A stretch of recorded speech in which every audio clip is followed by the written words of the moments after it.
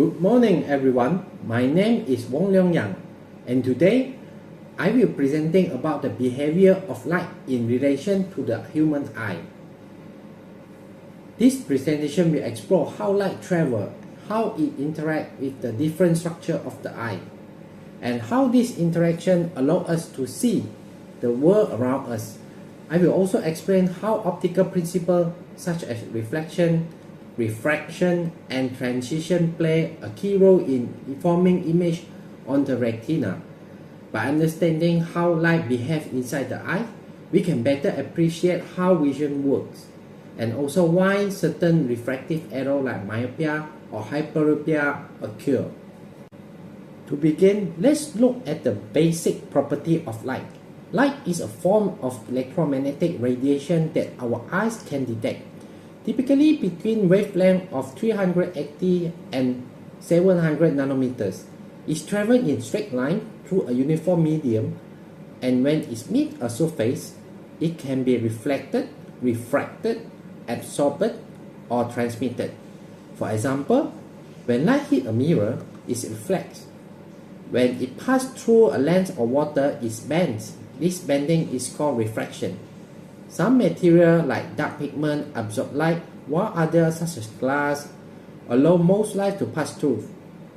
All these interactions are essential for vision because our eyes depend on how light behaves in different media to create clear image. In short, without light, there will be no visual perception. The eye does not emit light, it only receives and processing it. Now let's trace the path of light as it enters the eyes. When light enters, it first passes through the cornea, the transparent front part of the eyes. The cornea starts bending the light towards the center. Then the light travels through the aqueous humor, a clear fluid that fills in the space between the cornea and the lens. After that, the light passes through the pupil, which is the adjustable opening in the iris. The iris controls how much light enters, similar to how a camera aperture works.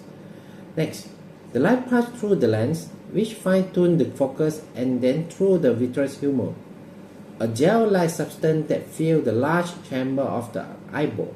Finally, the light reaches the retina at the back of the eye, where image formation occurs. Each structure has a specific refractive index and function, and even a slight irregularity can affect how clearly we see. The cornea plays the most significant roles in focusing light. It's a dome-shaped, transparent structure that provides about 70% of the eye's total refractive power. Because the cornea is curved and has a higher refractive index than air, like rays entering, the eyes are bent sharply as they pass through it. The bending directs light toward the pupil and lens. A healthy cornea must remain transparent and perfectly curved. Even mirror irregularities can cause visual distortion like astigmatism. Another interesting fact is that the cornea has no blood vessel.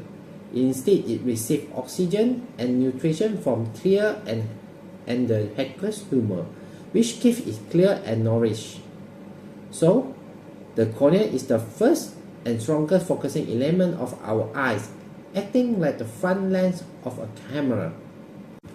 After the light passes through the cornea, it reaches the lens, which provides about 30% of the eye focusing power. Unlike the cornea, the lens is flexible. It changes shape to focus on objects at different distance. This process is called accommodation. When we look at a nearby object, the ciliary muscle contracts, making the lens thicker and increase its refractive power. When we look far away, the muscle relaxes and the lens becomes thinner, reducing its power. This ability allows us to see objects clearly whether they are close or far. However, with age, the lens gradually becomes less elastic. This condition is known as presbyopia, which is why older adults often need reading glasses. So, the lens is the eye fine-tuning mechanism, adjusts focus continuously to maintain a sharp image on the retina. Between the cornea and the lens is the aqueous humor, A clear fluid that helps maintain the shape of the front part of the eyes and provide nutrients to the cornea and lens. It also maintains intraocular pressure, ensuring the eyes does not collapse or deform. Behind the lens is the vitreous humor, a thick gel-like substance that fills most of the eyeball's interior. Its main role is to keep the retina pressed against the back of the eye. Maintaining the eye's spherical shape is also allowed light pass through undisturbed on its way to the retina. Together, these fluids act as optical media, transparent pathway that ensure light travels smoothly and even through the eyes, minimizing scattering or distortion. Now, let's focus on how image formation happens. As light passes through the cornea and the lens, it is refracted. This is bent, so that all light rays converges at a single point on the retina. If the optical system is perfectly aligned, the image forms exactly on the retina, resulting in clear vision. Interestingly, the image that forms on the retina is emitted and reversed, upside down and flipped left to right, but our brain automatically corrected this during visual processing, so we perceive the world the right way up. The retina itself contains photoreceptor cells called roots and cones. Roots are sensitive to low light and are responsible for night vision. Cones detect color and detail in the bright light. These cones convert light into electrical impulse, which travel through the optical nerve to the brain, where vision truly occurs. In optics, several phenomena influence how we see. One is dispersion, which happens when white light split into different colors. For example, when light passes through a prism or water droplet to form a rainbow. Although dispersion does not normally occur inside the eyes, it explains why different wavelengths focus slightly differently, causing chromatic aberration.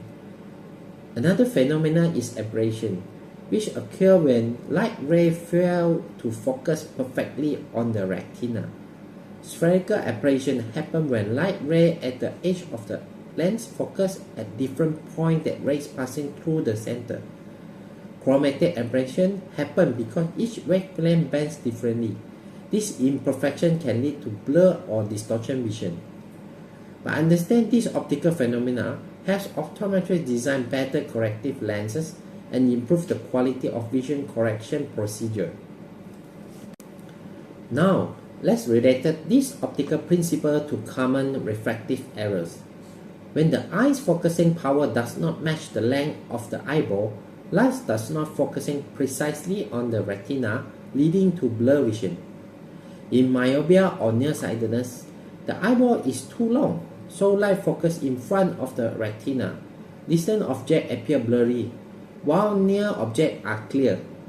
In hyperopia or farsightedness, the eyeball is too short, so light focus behind the retina, making near object blurry. Astigmatism occurs when the cornea or lens has an irregular curvature, causing light to focus at multiple points instead of one. Finally, presbyopia is age-related and occurs when the lens losing flexibility, making it difficult to focus on near objects. All of these conditions are correctable with spectacle lenses, contact lenses, or refractive surgery like LASIK.